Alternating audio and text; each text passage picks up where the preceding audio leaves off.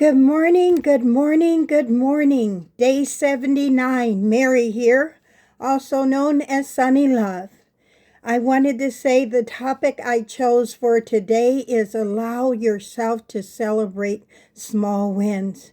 Thank you to each and every one of you who have subscribed to my YouTube channel, who have liked, who have shared what we're sharing in our conversations together. I just want to thank you for showing up for yourself 79 days in a row, many of you. I know some have not seen all 79 YouTubes, but many of you have, and you have been diligent. Thank you again. Healing is rarely one big, dramatic moment.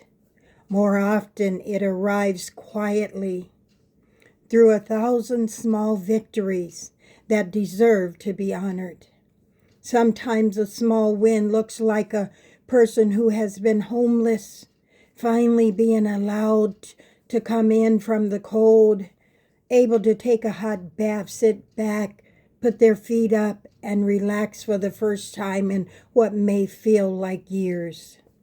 Sometimes the wind is simply being there, listening, consoling, offering a kind word, and making sure someone knows they matter. Who are we to judge another person's journey or to withhold compassion when we never know if or when we might face same or similar struggles ourselves? Life can turn into a mystery for any one of us, because none of us know truly what tomorrow will bring. That's why celebrating small wins matters so much. Let me share one example from my own life. When I created my small not-for-profit Women Planting Seeds, my mission was simple and clear. Working with men, women, and youth exiting corrections or fleeing domestic violence situations. We wanted to make sure that they had second chances, real second chances. I went after several grants. I believe I wrote about 6 and received 3. Many people told me I was betting 100% because they wrote many more grants than I did, and their percentage rate of getting those was not the same. What I didn't expect was that none of those grants allowed me to provide direct services. Instead, the funding was designed to pay for the year-long leadership and nonprofit training I received through a program at Hamline University.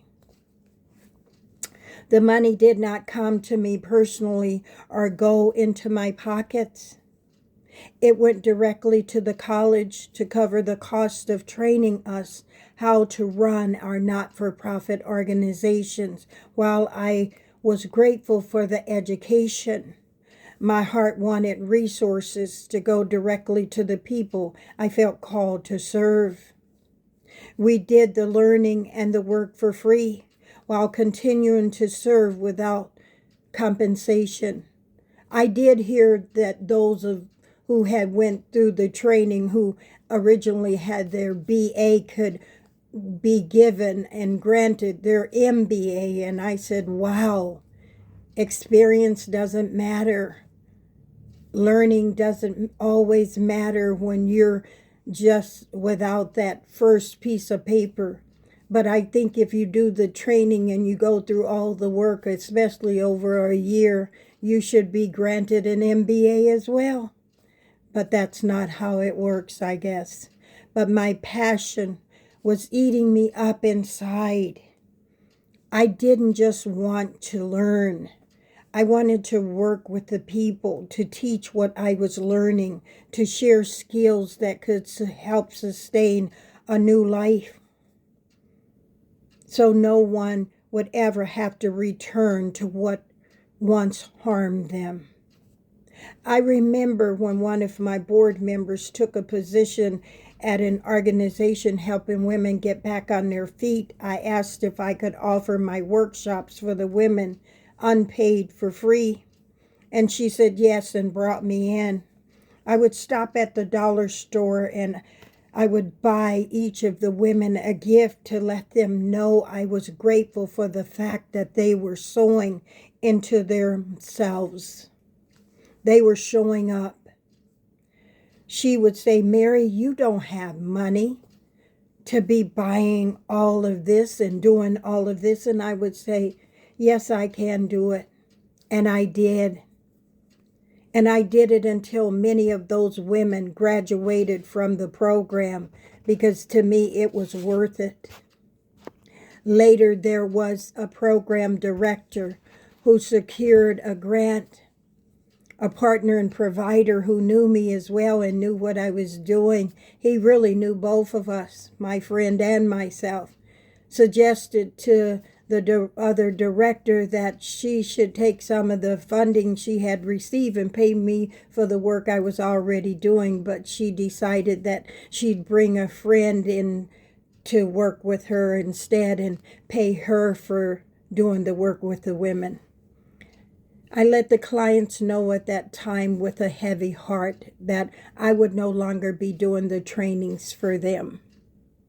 And some wanted to leave the program, and I said, no, please don't leave the program. You go ahead and you finish what you started, because I cannot give you what came with you being in this program. I can't help you with your housing. I don't have money for doing that. I can't help you with things that that program could give you, but I can show you what it's like to invest in yourself and to know yourself and to love yourself and to keep doing what it is you need to do to manage your life in a different aspect. Teaching people, you see, was my silver lining, and it comes at the end of any practice journey. Keep working, keep exploring, keep building yourself up. And that too is a small win. Choosing integrity, service, choosing to keep going, even when the outcome isn't what you originally went in expecting or hoped for. So today, let's pause together. I know I said a mouthful. I want you to take a deeply earned breath in. Breathe in, holding yourself steady, confident in who you are, because you are amazing. Holding whatever it is you need to hold in. And slowly exhale, releasing whatever it is you need to release that's been held up inside yourself all this time. Hold that breath and exhale.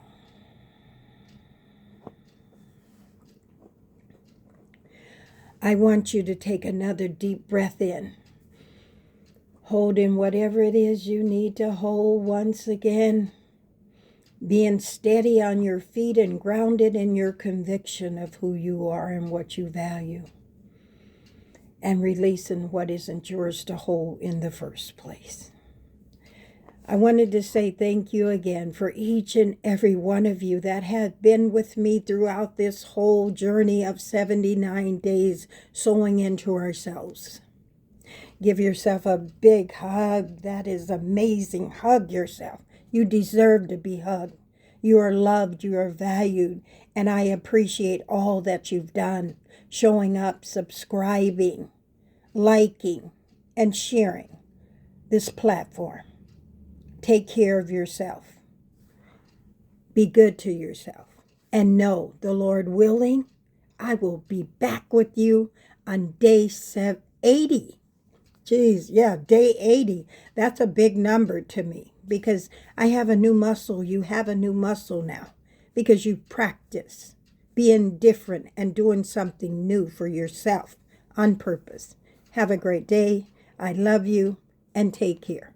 I will see you on day 80, as I said, tomorrow, the Lord willing. Bye.